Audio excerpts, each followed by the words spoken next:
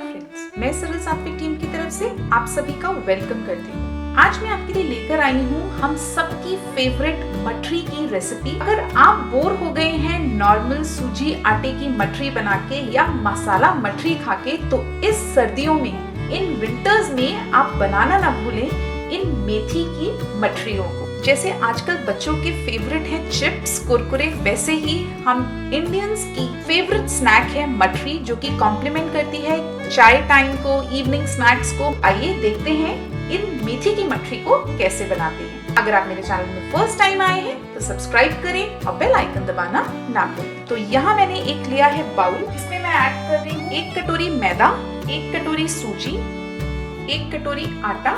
तो तीनों ही चीजें मैंने इक्वल पोर्शन में ली है। अब इसमें मैं ऐड करूंगी, तो यहाँ मैंने 1 कटोरी मेथी ली है। ये हरी मेथी है जो सर्दियों में मिलती है। ये कसूरी मेथी का मैं इसमें यूज नहीं कर रही हूँ। तो यहाँ पे मैंने इसको अच्छे से धो करके और चॉप कर लिया है। आप मेथी जब भी यूज करें तो ध्यान दें कि काटने के बाद उसको धोएं नहीं, पहले अच्छे से साफ करके धो करके और फिर उसको चॉप करें। साथ ही मैं इसमें डाल रही हूँ नमक स्वाद अनुसार।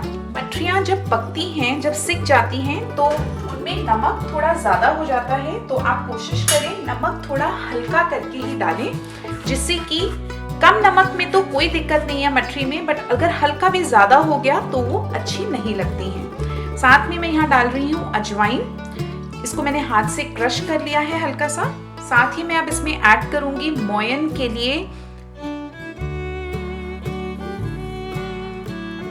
3 टेबलस्पून कुकिंग ऑयल। आप कोई भी रिफाइंड ऑयल ले सकते हैं। और अब हम इन सभी चीजों को अच्छे से मिक्स कर लेंगे। आप पहले ही बार इसमें पानी डाल के गूंथना ना शुरू कर दें। जो हमने इसमें मोयन डाला है, जो अभी तेल डाला है, उसको हम पहले अच्छे से मिक्स करेंगे। कोई मैं इसमें मसाले नहीं डाल रही हूँ ज्यादा। और जो मेथी का जो मॉइस्चर है वो भी हम आटे में अच्छे से कोट कर देंगे पहले, और फिर उसके बाद देखेंगे हमें कितने पानी की जरूरत पड़ती है। ये मेथी की मठरियाँ बहुत लंबे टाइम तक आप स्टोर करके इनको रख सकते हैं, बिल्कुल खराब नहीं होती हैं और एक बहुत ही अच्छा रिफ्रेशिंग फ्लेवर देती हैं इन कंपैरिजन टू नॉर्मल मठरियाँ जो हम घर में रोजाना बनाते हैं। तो मैंने सभी चीजों को अच्छे से मिक्स कर लिया है। इस टाइम पे मैं इसमें 2 टेबलस्पून ऑयल और ऐड कर रही हूँ। बहुत ज्यादा हम इन मठरियों को खस्ता नहीं बनाएंगे और इतनी हार्ड भी नहीं बनानी है। अगर आप इसके अंदर ऑयल नहीं डालेंगे तो ये बहुत ज़्यादा कैरी हो जाएंगी, बहुत टाइट हो जाएंगी। तो इसमें ऑयल डालना भी ज़रूरी है, जिससे कि अंदर तक कुक हो और ये सुपर खस्ता और क्रिस्पी बने। और दूसरी बात, अक्सर लोग सिर्फ मैदा की ही मठरी बनाते हैं, जो कि डाइजेशन के लिए तो डाइजेस्ट करने के लिए तो काफ़ी हार्ड होती है। वो रिफाइंड फ्लावर होता है, हमारे लिए बिल्कुल अच्छा नहीं है। और साथ ही उसमें मोयन भी बहुत ज़्यादा लगता है। लेकिन यहाँ मैंने सूजी, आटा और मैदा तीनों चीज़ें यूज़ करी हैं। और यकीन मानिए, मैं आपके लिए वीडियो बना रही हूँ इसलिए मैंने इसमें मैदा ऐड करी है। अदरवाइज मैं इसमें मैदा बिल्कुल भी ऐड नहीं करती हूँ। तो आप कंप्लीटली स्किप कर सकते हैं मैदा और सिर्फ सूजी और आटे से ही इन मठरियों को बना सकते हैं। तो अब मैं थोड़ा थोड़ा पानी डाल करके इसका एक बहुत सॉफ्ट आटा हमें नहीं लगाना है, थोड़ा सा सख्त आटा हम इसका लगाएंगे। मैं थोड़ा सा सख्त इसलिए बोल रही हूँ क्योंकि जब सूजी जो हमने इसमें डाली है वो थोड़ी फूल जाएगी, तो आपका आटा वैसे ही बहुत अच्छे से सेट हो जाएगा। तो आप देख सकते हैं हमारा बिल्कुल परफेक्ट आटा लग के बिल्कुल तैयार है। और अब हम इसको कवर करके रेस्ट करेंगे करीब 15 से 20 मिनट के लिए, जिससे कि हमारी जो सूजी है वो अच्छे से फूल सके। तो आप ध्यान रखें, आटा पतला नहीं होना चाहिए, काफी स्टिफ होना चाहिए, जिससे कि हमारी मठरियाँ जो हैं वो बहुत ही परफेक्ट टेक्सचर और परफेक्ट क्रिस्पनेस के साथ बनेंगी। तो आधा घंटा हो गया है। अब हम अपना आटा जो हमने लगाया था उसको हम चेक करते हैं। तो जिस कंसिस्टेंसी में मैंने आटे को लगाया था उससे ज्यादा ये हार्ड हो गया है। रीजन बीइंग क्योंकि जो सूजी है वो फूल गई है और उसने थोड़ा सा पानी एब्जॉर्ब किया है। इस रीजन से हमारा आटा बिल्कुल परफेक्ट कंसिस्टेंसी का तैयार है। मैं आपको रीज़न बताऊंगी कि हम मठरी के आटे को पतला क्यों नहीं रखते हैं या बिल्कुल पराठे वाला आटे की कंसिस्टेंसी का क्यों नहीं लगाते हैं, क्योंकि जितना मॉइस्चर आपके इस डो में होगा उतना ज़्यादा आपको मठरियों को सेकना पड़ेगा और होगा ये कि आपकी जो मठरियाँ हैं वो हार्ड हो जाएंगी, क्योंकि अगर आप तेज़ आंच में सेकेंगे तो वो बाहर से सेकेंगी, अंदर से नहीं। और अगर आप स्लो फ्लेम पे सेकेंगे तो या तो आपकी मठरियाँ सारा ऑयल एब्जॉर्ब कर लेंगी या फिर वो बहुत कैड़ी या फिर बहुत कर्री हो जाएंगी। तो आइए चलते हैं, अब आप अपने मठरियों को रेडी करते हैं, या फिर आप कह सकते हैं देसी नाचोस को रेडी करते हैं। तो मैं इसकी छोटी छोटी बॉल्स बना लूंगी। पराठे से थोड़ी बड़ी साइज की मैं बॉल बना रही हूँ। आप इनको मठरी बोल सकते हैं, आप देसी नाचोस बोल सकते हैं, तो जिस नाम से आप इन्हें बुलाएं, बट ये खाने में स्वादिष्ट बहुत लगते हैं। तो इस तरह से हमने ये सभी बॉल्स तैयार कर ली है। और अब चकली पे या रोलिंग बोर्ड पे हम बाकी की अपनी बॉल्स को या लोइयों को ढक के रख देंगे, जिससे कि वो सूखे नहीं, और इसको अब हम पतला बेल लेंगे। तो जब आप इसको बेलना शुरू करें या फिर जब आप अपना डो को चेक करें आधे घंटे बाद, तो पैरेलली ऑयल भी गर्म होने रख दीजिएगा गैस पे, जिससे कि जब तक आपकी ये मठरी की कटिंग रेडी होंगी, नाचोस की कटिंग रेडी होंगी, तब तक आपका ऑयल रेडी हो जाएगा। तो इस तरह से हमने अपने एक लोई को बेल लिया है, और आप देख सकते हैं बहुत ज़्यादा मैंने इसको थिक नहीं रखा है, क्योंकि मैं इसको बहुत ही खस्ता बनाने का सोच रही हूँ। आप जितना मोटा चाहें या जितना पतला चाहें इसको बेल सकते हैं। तो अब हम इसको पहले प्रिक कर लेंगे फोक की हेल्प से, आप नाइफ से भी कर सकते हैं। ये हम इसलिए कर रहे हैं कि जो हम जब अपने नाचोस या फिर इन मठरियों को जब हम बनाएंगे तो ये फूले नहीं, पफ्ड अप ना हो। और अब हम इनको किसी भी शेप या साइज में कट कर सकते हैं। तो यहाँ पे मैं थोड़े से पहले इसको एक स्क्वायर अनइवन एजेस निकाल दूंगी इसकी। मैं कुछ बनाऊंगी मठरी की फॉर्म में और कुछ बनाऊंगी नाचोस की फॉर्म में। इन एजेस को हम दोबारा से बॉल में लगा करके दोबारा से रोल कर सकते हैं।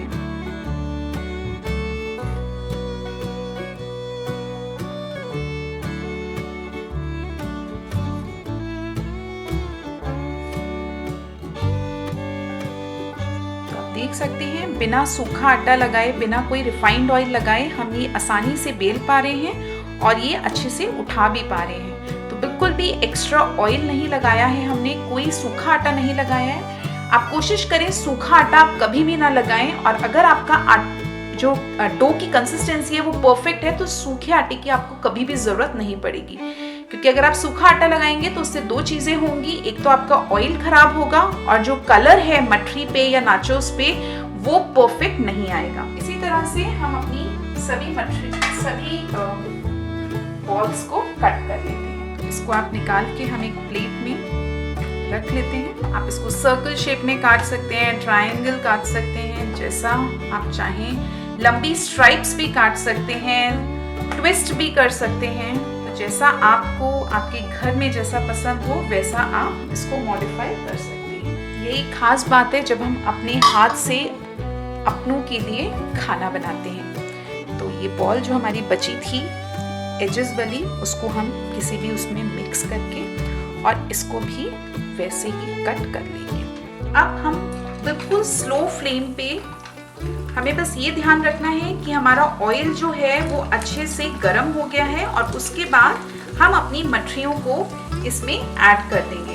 अगर आपकी मठरियाँ इस तरह से थोड़ी चिपक गई हैं साथ में तो बिल्कुल घबराने की ज़रूरत नहीं है। आप इनको एक साथ ही डाल दें और ये खुद ब खुद कढ़ाई में जाकर के जैसे जैसे सिकेंगी वैसे वैसे ये खुद ही सेपरेट हो जाएंगी, खुद ही अलग हो जाएंगी।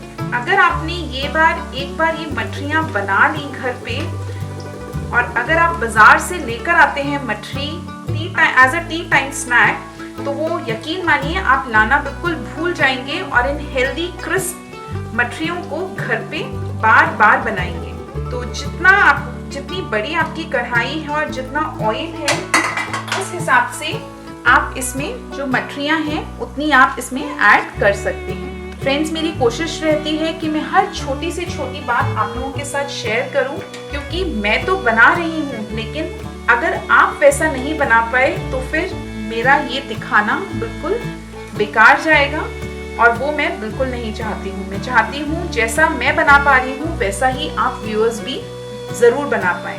हम इसको बिल्कुल टच नहीं करेंगे, पलटेंगे नहीं, क्योंकि अगर आप पहले शुरुआत में ही इनको पलटने की कोशिश करेंगे तो ये आटा है, अभी कुक नहीं हुई है, तो ये बहुत सॉफ्ट है, तो ये जो हमने ट्रायंगल्स बनाए हैं इनका टूटने का डर है। तो आप जो भी शेप बना रहे हैं वो टूट सकती है अगर आप उसमें पलटा लगाएंगे जब वो अनकुक्ड है। तो इसको हम 2 मिनट के लिए ऐसे ही होने देंगे और उसके बाद हम इसको फ्लिप करेंगे। तब तक ये अपनी शेप को फॉर्म कर लेगी, जो शेप आपने बनाई है उसको होल्ड कर लेगा, क्योंकि वो थोड़ा कुक हो जाएगा और फिर आप इसको पलट के सेक सकते हैं स्लो फ्लेम पे। 2 मिनट हो गए हैं और आप देख सकते हैं मैंने अभी तक इनको फ्लिप नहीं करा है। और अब इस टाइम पे आप देख सकते हैं इन्होंने जो अपनी शेप है वो होल्ड कर ली है, वो आपको हल्की हल्की गोल्डन ब्राउन हो गए हैं नीचे की तरफ से।